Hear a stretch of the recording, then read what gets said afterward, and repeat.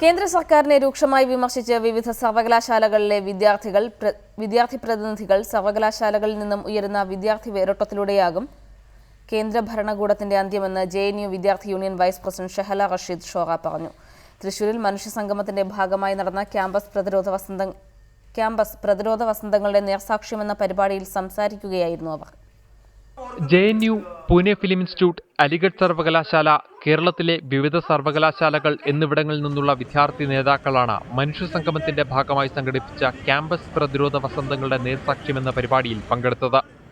ദളിതുകൾക്കില്ലാത്ത എന്ത് ഭരണഘടനാവകാശമാണ് മനുസ്മൃതിക്കുള്ളതെന്ന് JNU വിദ്യാർത്ഥി union vice president Shehla Rashid Shora ചോദിച്ചു. കേന്ദ്ര സർക്കാരിന്റെ അവസാനം സർവകലാശാലകളിൽ നിന്ന് ഉയരുന്ന പ്രതിരോധത്തിൽ നിന്നാകുമെന്നും അവർ പറഞ്ഞു. Dalits are burnt in Bihar. There is no case against anyone. Then why this case on burning Manusmriti? What is the constitutional protection for Manusmriti? JNUവിൽ നിന്നുള്ള അമുദ ജയദീപ്, സുജേത ഡേ, ASF സംസ്ഥാന secretary KP Sandeep, Pune film ഇൻസ്റ്റിറ്റ്യൂട്ടിൽ നിന്നുള്ള അജയ് നടാട്ട്, JK ഷിനി തുടങ്ങിയവർ സംസാരിച്ചു. അതേസമയം മനുഷ്യ സംഗമത്തിന്റെ ഭാഗമായുള്ള റാലിക്ക് പോലീസ് അനുമതി നിഷേധിച്ചത് പ്രതിഷേധത്തിനിടയാക്കി.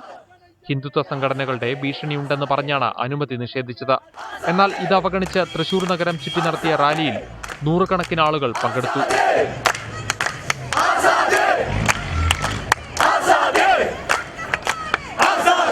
സാംസ്കാരിക സന്ധ്യയോടെയാണ് തൃശൂരിൽ ഫാസിസ്റ്റ് വിരുദ്ധ മനുഷ്യ സംഗമത്തിന് സമാപനം കുറിച്ചത്. സുർജിത് അയ്യപ്പത്ത്, റിപ്പോർട്ടർ, തൃശൂർ.